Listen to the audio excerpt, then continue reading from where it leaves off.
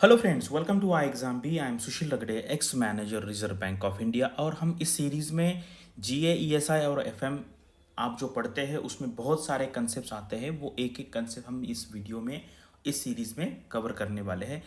तो सबसे पहले आपको पता है मैंने प्राइमरी डीलर लिया था, उसके बाद जैसे एसएलआर वाला कंसेप्ट लिया था। तो वो सारे जो कंसेप्ट है उसी के कनेक्शन में सीआरआर, एसएलआर एंड एनडीटीएल। ठीक है, तो इसमें ना एनडीटीएल और सीआरआर एसएलआर का क्या रिलेशन है ये हम करेंगे। सीआरआर एसएलआर मैक्सिमम आप लोगों को पता है, मैंने कल के वीडियो में भी कवर किया था, लेकिन इसमें और हम डीप में जाने का अगले वीडियो में ट्राई करेंगे। तो इस वीडियो में देखते हैं कि एनडीटीएल क्या होता है। बहुत बार लोग से परसेंटेज बोलते हैं कि सर ये इतना परसेंटेज है, लेकिन वो परसेंटेज मतलब एग्जैक्टली क्या होता है ये बहुत लोगों को पता नहीं होता है। तो ये जो कंसेप्ट है एनडीटीएल और सीआरआर एसएलआर का रिलेशन, ये वीडियो में हम देखेंगे। तो चलो यहाँ पे वीडियो स्टार्ट करते हैं। तो ये रेट्स जो है ये आपने देखे होंगे, और यहाँ पे देखो ये क्या है, ये रेट है और ये रेशो है। ये समझना बहुत इंपॉर्टेंट है। और ये परसेंटेज है, ये क्या है, lending and borrowing interest rate है। रेपो रेट का मतलब क्या है, बैंक जब आरबीआई से बोरो करता है तो वो जो इंटरेस्ट रेट देना पड़ता है जितने अमाउंट पे, और ये इंटरेस्ट रेट मान लीजिए ये इंटरेस्ट रेट पर एनम होता है, पर एनम। कभी भी याद रखिए पर एनम है। और अगर किसी ने एक दिन के लिए लोन लिया है या बोरो किया है तो 1/365 इंटू 6.5 डिवाइड बाय 100 इंटू मान लीजिए 50 करोड़। ठीक है, 50 करोड़। तो ये होगा एक दिन का इंटरेस्ट रेट। मैंने ना लाइव क्लास में काफ़ी बार ये क्वेश्चन पूछा है।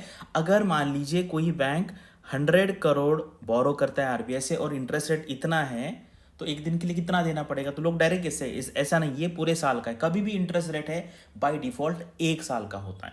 तो ये क्या है, और ये है जब बैंक्स आरबीआई को लेंड करता है। करेक्ट, रिवर्स रेपो का मतलब क्या है, बैंक्स आरबीआई को। तो ये परसेंटेज है इंटरेस्ट रेट का। करेक्ट, और ये जो है ये रेशो है, ये है NDTL, net demand and time liabilities. तो दोनों परसेंटेज है लेकिन दोनों का मतलब काफ़ी अलग है। तो अब ये एनडीटीएल क्या होता है ये हम देखेंगे। तो सीआरआर में भी हमें एनडीटीएल चाहिए होता है और एसएलआर में भी हमें एनडीटीएल चाहिए होता है। क्योंकि क्या है, एग्जाम में पूछते हैं सीआरआर एसएलआर बताइए, लोग परसेंटेज बोलते हैं, या कुछ कुछ लोगों को वो परसेंटेज भी नहीं पता, उनको पता ये सिर्फ नंबर है, लेकिन वो किसका है ये समझना बहुत इंपॉर्टेंट है। तो चलो अब ये देखते हैं कि ये क्या है। जैसे कंप्यूटेशन ऑफ डीटीएल, डीटीएल का मतलब है डिमांड एंड टाइम लायबिलिटीज। देखो अभी मैं यहां पे पढ़ता हूं, समझने का ट्राई कीजिए। Liabilities of a bank may be in the form of demand और टाइम डिपॉजिट्स। करेक्ट, आप जो बैंक में पैसा रखते हैं वो क्या है, बैंक की लायबिलिटी है, वो बैंक की एसेट नहीं है, लायबिलिटी है, क्योंकि वो पैसा देना है। करेक्ट, और बोरोइंग और other miscellaneous items of liabilities. Correct. As defined under Section 42 of RBI Act, liabilities of a bank may be towards a banking system, पूरा banking system, or towards the others in the form of demand and time deposits or borrowing or other miscellaneous items in the liabilities. मैं table भी दिखाऊंगा आपको ये क्या है। As the RBI has been authorized in terms of Section 42(1)(c) in the RBI Act to specify whether any transaction or class of transactions would be regarded as a liability of the banks in India, banks are advised to approach the RBI in case of any question as to whether any transaction would be regarded as a reversible liability. ठीक है, computation में है। Demand liabilities क्या है, time liabilities क्या है। आपको पता है डिमांड मतलब आपका जो सेविंग बैंक में है, आप जब चाहे तब वो पैसा निकाल सकते हैं, उसको कहते हैं डिमांड लाइबिलिटीज। ठीक है, demand liabilities of a bank are liabilities which are payable on demand, and time liabilities of a banks are those which are payable otherwise than on demand. Correct, यानी कि ये टाइम लाइबिलिटीज, जैसे आप FD करते हैं तो आप कभी भी निकाल सकते हैं पैसा, लेकिन एक उसका एक टाइम पीरियड है कि 2 साल 3 साल के लिए। तो ये क्या है, कंपटीशन है लाइबिलिटीज के बारे में। लेकिन हम जो बात कर रहे हैं NDTL, net demand and time liabilities, यानी कि कभी कभी ये लाइबिलिटीज की बात कर रहे हैं। कभी कभी अगर मान लीजिए बैंक्स ने किसी को पैसा दिया है, दूसरे को पैसा दिया, तो वो क्या है, वो बैंक की एसेट है। इसलिए ये नेट करना है, सिर्फ डीटीएल नहीं करना है, एनडीटीएल करना है। समझ में है आपको ये? डीटीएल यानी कि डिमांड एंड टाइम लायबिलिटीज, और नेट करना है हमें, यानी कि अगर बैंक ने दूसरे बैंक में पैसा रखा है तो वो क्या हो गया, वो बैंक का एसेट हो गया, वो हमें माइनस करना पड़ेगा। मैं अभी इसका टेबल आपको दिखाता हूं। तो देखो ये एक जनरल फॉर्मेट है, जैसे ये कोऑपरेटिव बैंक के लिए, लेकिन एक इसी टाइप का जो फॉर्मेट है वो मेंटेन किया जाता है। नेम ऑफ द बैंक लिखना है। ये जो रिपोर्ट है एक्चुअली मैंने इस पर काम किया है, मैं जब आरबीआई में था, सुपरविजन डिपार्टमेंट में था, जब हम बैंक्स का इंस्पेक्शन करने जाते थे तो बैंक को ऐसा मेंटेन करना पड़ता है, अगर इसमें गलती हो गई तो बैंक्स को पेनल्टी देनी पड़ती है। जैसे liabilities to the banking system क्या है मैं आगे बताऊंगा। Demand and time deposit from bank. Demand क्या है? टाइम लायबिलिटी से। बोरोइंग फ्रॉम एनी बैंक से, अगर बोरोइंग किया वो भी लायबिलिटी ना, अगर बैंक किसी से बोरो करता है तो वो लायबिलिटी है। अदर डिमांड, ठीक है। उसके बाद इसका टोटल हो गया liabilities to others in India, correct. बाकी क्या है, जैसे ये अदर सिस्टम, इसमें हम डीप में नहीं जाएंगे, तो ये दोनों टाइप का आपको कैलकुलेशन करना पड़ता है, ठीक है। चलो आगे देखते हैं। अभी देखो यहाँ पे कैश इन हैंड है, ठीक है, कितना कैश हैंड में है, इन्वेस्टमेंट कितना है, करेक्ट। फिर उसके बाद बैंक क्रेडिट इन इंडिया है, इंटरबैंक एडवांस से छोड़ के, लोन कितना है, कैश क्रेडिट कितना है, बिल परचेज, ये सारा इसका एवरेज करेंगे, इसका हम एडिशन करेंगे। देखो अभी क्या है, net liabilities for the purpose of section 42 of the RBI Act is equal to net liability to the banking system plus liability to others in India। आपको इसको डिटेल में नहीं जाना है। देखो एक तो क्या है, हमें पहले से ही कंसेप्ट नहीं पता होता है, लेकिन कुछ लोगों को क्या बोलेंगे, सर आप ये एक्सप्लेन कीजिए क्या है, फिर ये एक्सप्लेन कीजिए क्या है। हमें इसमें पीएचडी नहीं करना है।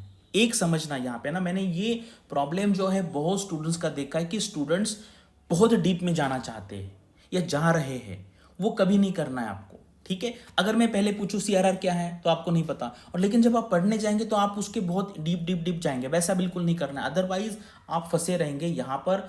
मुझे याद है कि जब मैं यूपीएससी का प्रिपरेशन करता था तो सर कहते थे कि आपको यहाँ पर एग्जाम ओरिएंटेड रहना है। अगर मैं जैसे मान लीजिए हिस्ट्री पढ़ रहा हूँ मॉडर्न इंडिया, तो लोगों ने मॉडर्न इंडिया पे पीएचडी भी किया है, हर चीज़ के ये कैसे हुआ, फिर वो कैसे हुआ, उतना नहीं करना हमें। हमारे एग्जाम का स्कोप पता होना चाहिए। अगर आपको पूछा जाए सीआरआर एसएलआर क्या है, एनडीटीएल क्या है, तो आपको ऊपर ऊपर जैसे मैंने इनिशियली बताया उतना पता होना चाहिए, ज़्यादा डीप में यहाँ पे नहीं जाना है। फिर पूछेंगे सर बिल्स क्या है, ये क्या है, फिर वो पीएचडी हो जाएगी, ठीक है। उतना डीप में हमें यहाँ पे नहीं जाना है। जो ऑफिसर होता है उसको फिर स्टेशन लिखना है, डेट लिखना है, यहाँ पे सिग्नेचर करना होता है, ठीक है, 2 लोगों का सिग्नेचर होता है। सेविंग बैंक अकाउंट है, फिर डिमांड लायबिलिटीज, टाइम लायबिलिटीज, तो इस तरीके से। और ये चीज़ें आगे एक्सप्लेन किया। अगर आपको ये पूरा पढ़ना है तो आरबीआई का जो वेबसाइट है वहाँ पे जाके आप सर्कुलर सकते हैं। जैसे ये देखो डेफिनेशन है, एवरेज डेली बैलेंस है। फोर्टनाइट का मतलब क्या होता है? फोर्टनाइट का मतलब होता है आपको 2 वीक के बाद, 15 दिन के बाद, ठीक है। Shall mean the period from Saturday to second following Friday, ठीक है, यानी कि 15 दिन का है। कभी कभी हम फोर्टनाइट बहुत बार यूज करते हैं, वो पता होना चाहिए आपको। बैंकिंग सिस्टम का मतलब क्या, हमने देखा था banking system comprises of SBI है, सब्सिडरी बैंक्स, अभी ये तो नहीं रहा है। सब्सिडरी बैंक यानी कि पहले स्टेट बैंक ऑफ हैदराबाद है, नेशनलाइज बैंक है, रीजनल रूरल बैंक्स है, ठीक है। Banking companies are defined under the section 5। आपको पता है जब बैंक का डेफिनेशन पूछा जाता है तो आपको ये डेफिनेशन देना पड़ता है, सेक्शन 5 वाला। प्राइवेट बैंक से, फॉरेन बैंक से। Banking system does not include, ये पता होना चाहिए कि Exim bank, NABARD, SIDBI, IFCI ये बैंकिंग सिस्टम का पार्ट नहीं है, ये कैलकुलेशन करने के लिए, ठीक है। तो उसके बाद liabilities do not include, liabilities में क्या क्या इंक्लूड नहीं होता है? पेड अप कैपिटल है, रिजर्व्स है, credit balance in the profit and loss account है, लोन्स फ्रॉम आरबीआई। देखो इसलिए मैंने कहा अगर किसी ने लोन लिया है, ठीक है, लोन लिया है तो वो तो लायबिलिटी होगी ना, क्योंकि वो वापस करना है, लेकिन ये इस पर्पज के लिए वो इंक्लूड नहीं किया जाता है। फिर net liabilities, while computing liabilities from the for the purpose of CRR SLR, the net liabilities of the bank to the other banks in India in the banking system shall be reckoned, that is assets in India with other banks in the banking system will be reduced from the total liabilities to the banking system। मैंने आपको simple कहा, इसका मतलब क्या है? देखो ये कभी कभी टेक्निकल लैंग्वेज समझ में नहीं आता है। ये है नेट एनडीटीएल, करेक्ट। ये नेट है, नेट का मतलब आपको पता है, नेट का मतलब क्या होता है? मान लीजिए मुझे आपको ए पर्सन को 1000 रुपये देने हैं और आपको मुझे, जैसे मुझे आपको 1000 रुपये देने हैं और आपको मुझे 200 रुपये देने, यानी कि नेट मुझे कितना देना है? ए को 800 रुपये। समझ में आया? तो ये नेट है। तो इसी तरीके से इन्होंने ये कहा है नेट लायबिलिटीज का मतलब क्या है? वो जो एसेट है आपकी वो आपको रिड्यूस करनी पड़ेगी, ठीक है। Liabilities to the banking system में इंक्लूड क्या क्या है, डिटेल में इतना नहीं जाना है। देखो ये बहुत बहुत यहाँ पे है, मैंने आपको यहाँ पे ये समझाने का, एसेट क्या क्या है देखो, ये balance with the banking system, ठीक है। एसेट्स, एसेट क्या है आपका, क्या क्या एसेट अगर दूसरे जगह पे है तो वो यहाँ पे हम उसमें से आपको माइनस करना है, ठीक है। क्लासिफिकेशन ऑफ सर्टन आइटम्स, ठीक है। इंटर ब्रांच क्या है, ये डीप में नहीं जाना, ये बिल्कुल डीप में नहीं जाना है, मैंने आपको ये दिखा दिया। अगर किसी की क्यूरियोसिटी है कि अगर जाना है बहुत डिटेल तक, आप जा सकते, क्योंकि इस पे मैंने एक्चुअल काम किया है। जब मैं आरबीआई में था तो ये सारा एक एक आइटम मैं बैलेंस शीट से लेके वो मैनेज करता था, लेकिन उतना आपको यहाँ पे ज़रूरत नहीं है। अगर आपको पूछा जाए कि सीआरआर, एसएलआर, एनडीटीएल का क्या रिलेशन है और एनडीटीएल क्या होता है, अगर आपने वो सिर्फ एक लाइन बोल दी कि डिमांड एंड टाइम लायबिलिटीज क्या क्या है और नेट का मतलब क्या है, अगर बैंक का पैसा दूसरे बैंक में है तो वो हमारी एसेट होती है, वो माइनस करना है, ठीक है। और ये सारा यहाँ पे दिया। अगर आपको ये डिटेल में जाना है तो आरबीआई के वेबसाइट पे जाके आप पढ़ सकते हैं, लेकिन हमारे एग्जाम पर्पस के लिए उतना ज़रूरी नहीं है, करेक्ट। अभी आपको पता है काफ़ी सारे एग्जाम्स आने वाले हैं, अगर आपको एग्जाम का प्रिपरेशन करना है, कोई क्वेरीज है तो यहाँ पे आप कॉल कर सकते हैं। ये हमारे सारे 3 साल के रिजल्ट्स है, इसके पहले भी आए थे लेकिन रिसेंट रिजल्ट्स हम यहाँ पे आपको बता रहे हैं। अगर आपको इसके बारे में कोई भी डाउट है या अगर आपको कोई और कंसेप्ट इसी से कनेक्शन, देखो मैंने हर वीडियो में कनेक्शन बनाया है, हर वीडियो में कनेक्शन बनाया है, उसी तरीके से ये सारे वीडियोस एक कनेक्शन में बनेंगे, एक दूसरे के रिलेशन में बनेंगे। आपको अगर कुछ लगता है कि कोई कंसेप्ट इसके रिलेशन में है, कमेंट सेक्शन में लिखिए, उसी में से मैं कोई रिलेवेंट कंसेप्ट लेके अगले वीडियो में एक्सप्लेन करूंगा। Thanks for watching this video and all the best for your studies and upcoming examinations.